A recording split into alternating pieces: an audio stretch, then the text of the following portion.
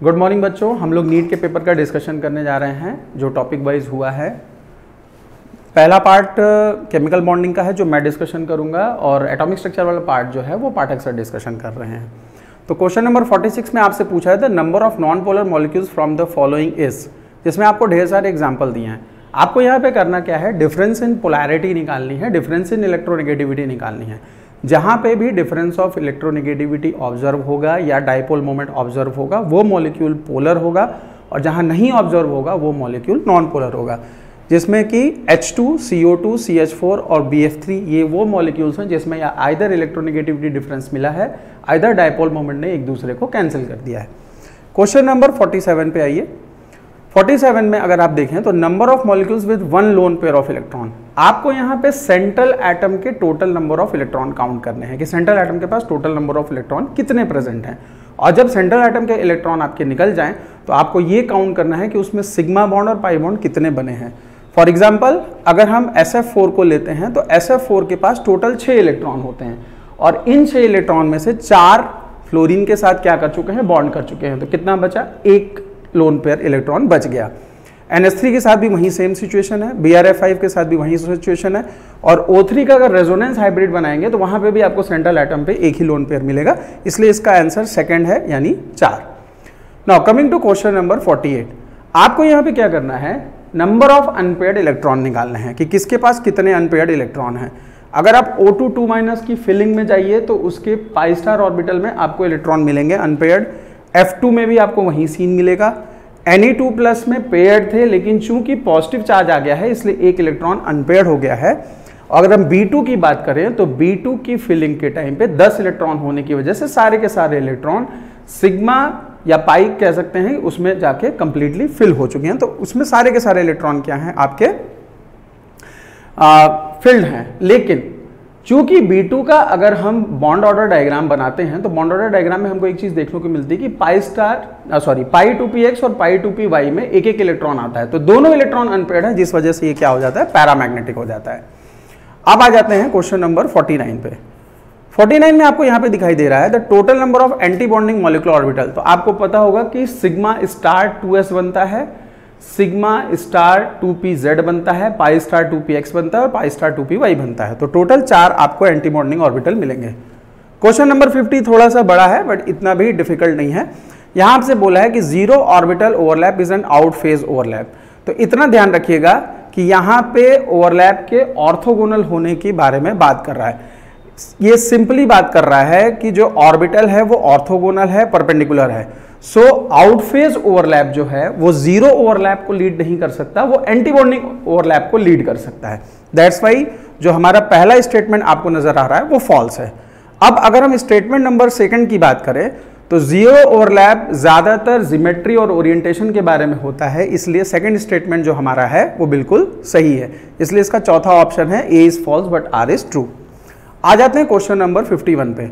यहाँ पे आपको ज्योमेट्री निकालनी है, हाइब्रिडाइजेशन निकालनी है, जिसके लिए आपको नंबर ऑफ लोन पेयर और नंबर ऑफ बॉन्ड पेयर निकालने पड़ेंगे, जिसके आप कैलकुलेट कर सकते हैं कि इसकी ज्योमेट्री क्या आएगी।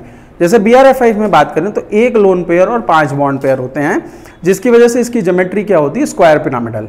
H2O में आपको 2 लोन पेयर और 3 बॉन्ड पेयर मिलेंगे, जिसकी वजह से इसकी ज्योमेट्री बेंट मिलेगी आपको। ClF3 में 2 लोन पेयर 3 बॉन्ड पेयर मिलेंगे, जिसकी वजह से इसकी ज्योमेट्री आपको टी शेप मिलेगी। और SF4 में आपको 1 लोन पेयर और 4 बॉन्ड पेयर मिलेंगे, जिसकी वजह से आपको इसकी ज्योमेट्री सीसॉ मिलेगी। तो इसका चौथा ऑप्शन सही है। क्वेश्चन नंबर 52 पे आते हैं। 52 में पूछा है a pi bonding molecular orbital has lower electron density above and below the internuclear axis. तो आपको एक चीज यहां पे ध्यान रखनी है कि ये जो नोडल प्लेन है पाई स्टार ऑर्बिटल का, पाई बॉन्डिंग ऑर्बिटल का, यहाँ पे nodal plane between nuclei which cause 0 electron density, ये हमारे सेकंड स्टेटमेंट में पाई बॉन्डिंग मॉलिक्यूलर ऑर्बिटल जो होता है उसकी इलेक्ट्रॉन डेंसिटी ऊपर और नीचे पहले स्टेटमेंट में लिखी हुई है कि below an internuclear axis is lower, लेकिन ये लोअर नहीं होती है, ये हायर होती है। इसलिए आपका यहाँ पे क्या है, पहला स्टेटमेंट गलत है। और अगर हम सेकंड स्टेटमेंट की बात करें तो वहां पे नोडल प्लेन होता है जिस वजह से 0 इलेक्ट्रॉन डेंसिटी पाई जाती है। तो सेकंड स्टेटमेंट बिल्कुल क्या है, आपका सही है। तो इसका तीसरा ऑप्शन होगा। नाउ क्वेश्चन नंबर 53 में अगर हम बात करें in which of the following process the bond order increases and paramagnetic character changes to diamagnetic one. तो याद रखिएगा कि बाकी सब में आप देखेंगे तो स्पीसीज जो है वो इवन नंबर ऑफ इलेक्ट्रॉन को क्या कर रही हैं, कैरी कर रही हैं।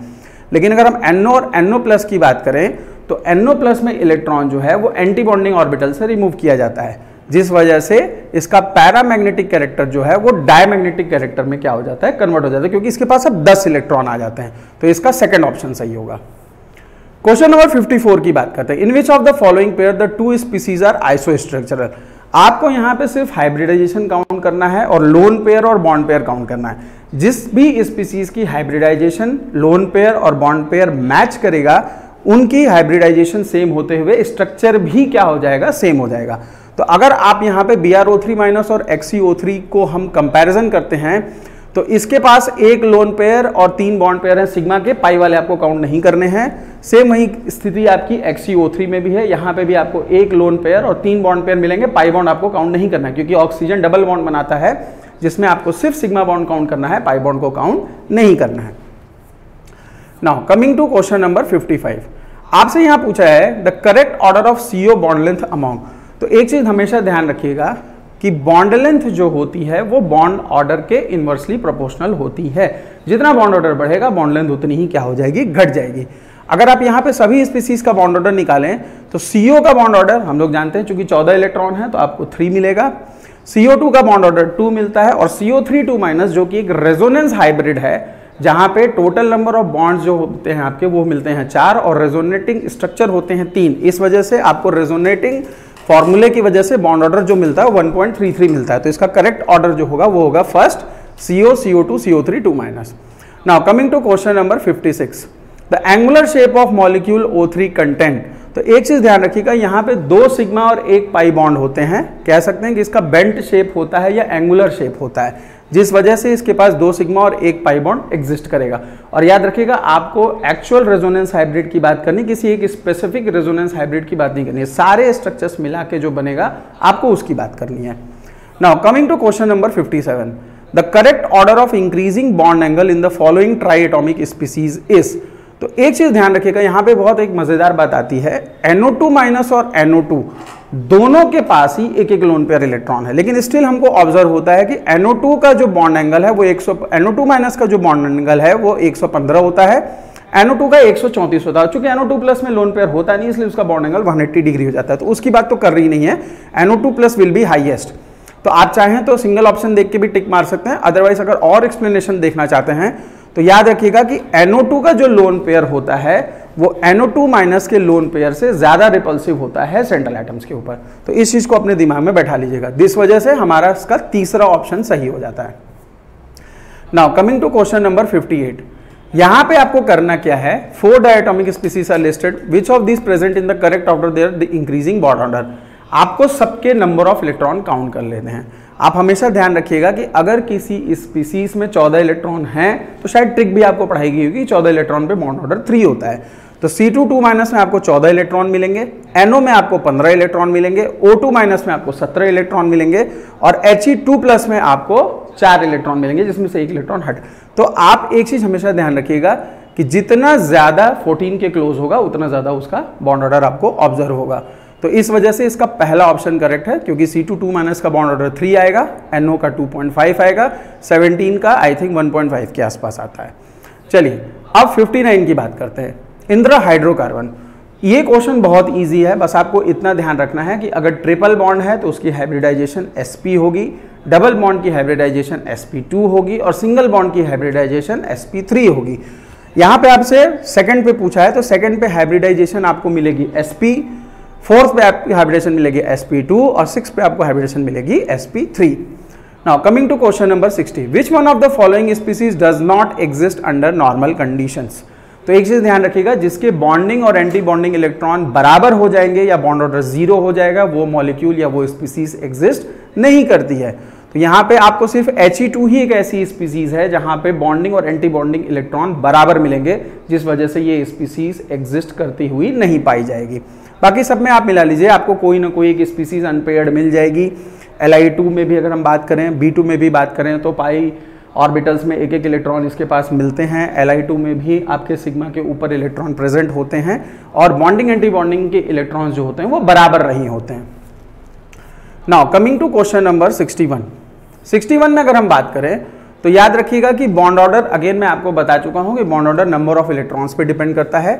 N2 का चूंकि टोटल नंबर ऑफ इलेक्ट्रॉन 14 है तो उसका बॉन्ड ऑर्डर 3 होगा। N2 माइनस में एक इलेक्ट्रॉन बढ़ जाता है तो उसका 2.5 होगा, और N2 2 माइनस में 2 इलेक्ट्रॉन बढ़ जा रहे हैं, 16 इलेक्ट्रॉन हो जा रहे हैं, उसके बाद 2 होगा। तो पहला वाला बिल्कुल सही है। BBr3, BCl3, BF3। अब यहाँ पे एक कंफ्यूजन बच्चों को क्रिएट होता है कि फ्लोरीन बहुत ज़्यादा इलेक्ट्रोनिगेटिव है तो उसकी एसिडिटी ज़्यादा होनी चाहिए थी, लेकिन याद रखिएगा कि फ्लोरीन में आपको बैक बॉन्डिंग भी ऑब्जर्व होगी, जिस वजह से इसकी एसिडिटी क्या हो जाती है, ब्रोमीन और क्लोरीन से पीछे चली जाती है, इसलिए ये स्टेटमेंट भी बिल्कुल सही है। अब अगर हम BF4 minus CH4 NH4 plus की बात करें तो सबके पास 4-4 आपको या तो लोन पेयर के फॉर्मेट में या तो बॉन्ड पेयर के फॉर्मेट में, मतलब बॉन्ड पेयर और लोन पेयर का अगर आप समेशन कर दें तो उसकी वैल्यू 4 आएगी, इसलिए सबकी हाइब्रिडाइजेशन sp3 है, यानी ये चारों के चारों क्या हैं, सही हैं। और अगर हम CO, CN माइनस और NO प्लस की बात करें तो CO के पास 14 इलेक्ट्रॉन, CN माइनस के पास अगेन आप जोड़े तो 6, 7, 13, 14 इलेक्ट्रॉन, NO प्लस के पास भी 14 इलेक्ट्रॉन। तो चूंकि 14 एक इवन नंबर है, अगर आप BMO में या ABMO में भर के भी देखेंगे तो आपको ये स्पीसीज पूरी तरीके से डायमैग्नेटिक ऑब्जर्व होगी। तो इस अकॉर्डिंग 61 का पहला आंसर सही है, चारों स्टेटमेंट इसके सही हैं। Now XeF2 is isostructural with, xenon के पास 8 इलेक्ट्रॉन है और 2 उसने फ्लोरीन के साथ बॉन्ड बनाने में खर्च किए, मतलब 6 इलेक्ट्रॉन बच गए, यानी 3 लोन पेयर। तो जो कंडीशन बन रही है वो बन रही है 3 लोन पेयर और 1 बॉन्ड पेयर की। अगर हम TeF2 ICl2 माइनस इन सभी में हम बात करें, हम ICl2 माइनस जो हमारा करेक्ट आंसर है अगर हम उसको उठाते हैं तो ICl2 माइनस में टोटल है आयोडीन के पास 7 इलेक्ट्रॉन, जिसमें से 2 उसने खर्च कर दिए और 1 उसको माइनस चार्ज के फॉर्मेट में मिला, यानी उसके पास भी 6 इलेक्ट्रॉन एक्स्ट्रा हो गए, यानी 3 लोन पेयर और 2 बॉन्ड पेयर। तो हम कह सकते हैं कि यहाँ 2 बॉन्ड पेयर और यहाँ 3 लोन पेयर 5, यहाँ पे 2 बॉन्ड पेयर और यहाँ पे 3 लोन पेयर 5। तो ICl2 माइनस के पास भी 3 लोन पेयर 2 बॉन्ड पेयर, और XeF2 के पास भी 3 लोन पेयर और 2 बॉन्ड पेयर, यानी ये दोनों क्या होंगे, एक दूसरे से मैच करेंगे, आइसोस्ट्रक्चरल होंगे। Now coming to question number 63। Hydrogen bond depend करती है 2 चीजों पे, डिफरेंस इन इलेक्ट्रोनिगेटिविटी और सिमेट्री पे।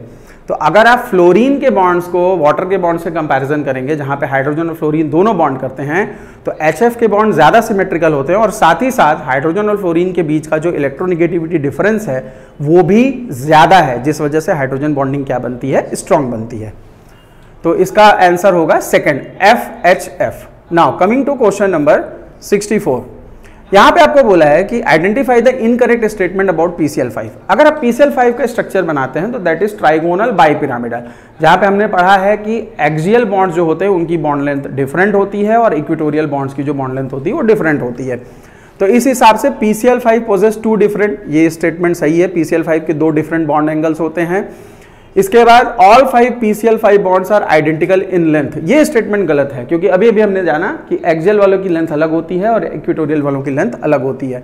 PCl5 एग्जिबिट sp3 हाइब्रिडाइजेशन, चूंकि 5 आपके बॉन्ड पेयर हैं तो हाइब्रिडाइजेशन sp3d ही होगी, and PCl5 consist of 5 PCl sigma bond, ये स्टेटमेंट भी सही है। तो इसका जो सही आंसर है, मतलब इनकरेक्ट स्टेटमेंट है, वो statement number 2। Now assuming 2s2p mixing, question number 65 में, assuming 2s2p mixing is not operative, the paramagnetic species among the following is। याद रखिएगा कि जब 2s2p मिक्सिंग नहीं होगी तो जो 2s सिग्मा 2s ऊपर चला गया था वो सिग्मा 2s नीचे चला आएगा, जिस वजह से 8 इलेक्ट्रॉन जो होंगे वो नीचे भर जाएंगे। अब जो बचे हुए 2 इलेक्ट्रॉन हैं उसमें से एक जाएगा π2px में और एक जाएगा π2py में, यानी दोनों के दोनों इलेक्ट्रॉन क्या हैं, अनपेयर्ड हैं, जिस वजह से स्पीसीज आपको क्या मिलेगी, स्पीसीज आपको मिलेगी पैरामैग्नेटिक। तो इसका सही आंसर है C2। Coming to question number 66, आपसे यहाँ पे पूछा है कि ये रेजोनेंस हाइब्रिड है। यहाँ पे आपसे क्या बोलता है कि resonance hybrid, electronic structure of O3 is resonance hybrid, this much, ये बिल्कुल सही स्टेटमेंट है, क्योंकि हमको रेजोनेंस हाइब्रिड के थ्रू ही O3 की स्ट्रक्चर को एक्सप्लेन करना होता है। एंड दूसरा क्या पूछा है, structure is not allowed because octet around O can not be expanded.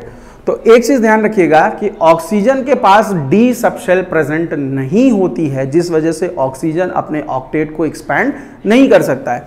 तो पहला, चूंकि रेजोनेंस हाइब्रिड के बारे में हम जानते हैं, पढ़ चुके हैं, वो सही है, और सेकंड स्टेटमेंट उसके पास D सबशेल नहीं होती, इसलिए वो अपने ऑक्टेट का एक्सपेंशन नहीं कर सकता, इसलिए ये स्टेटमेंट भी क्या है, बिल्कुल सही है। तो इसका आंसर होगा पहला। आ जाइए अब क्वेश्चन नंबर 67 पे। अगर हम 67 पे बात करें तो 67 में correct order of lattice energy आपसे पूछा है। तो याद रखिएगा लैटिस एनर्जी 2 फैक्टर्स पे डिपेंड करती है। साइज ऑफ कैटायन के इनवर्सली प्रोपोर्शनल होगी और चार्ज ऑन कैटायन के डायरेक्टली प्रोपोर्शनल होगी। अगर हम KBr, LiF और MgO की बात करें तो मैग्नीशियम पे पॉजिटिव 2 चार्ज है, जिस वजह से उसकी लैटिस एनर्जी सबसे ज़्यादा होती है, लगभग 3500 के आसपास, किलो जूल के आसपास उनकी एनर्जी जाती है। और अगर LiF और KBr की बात करें तो दोनों के ऊपर सिंगल पॉजिटिव और सिंगल नेगेटिव चार्ज है, लेकिन चूंकि लिथियम का साइज छोटा है इस वजह से उसकी लैटिस एंथैल्पी KBr से क्या मिलती है, ज़्यादा मिलती है।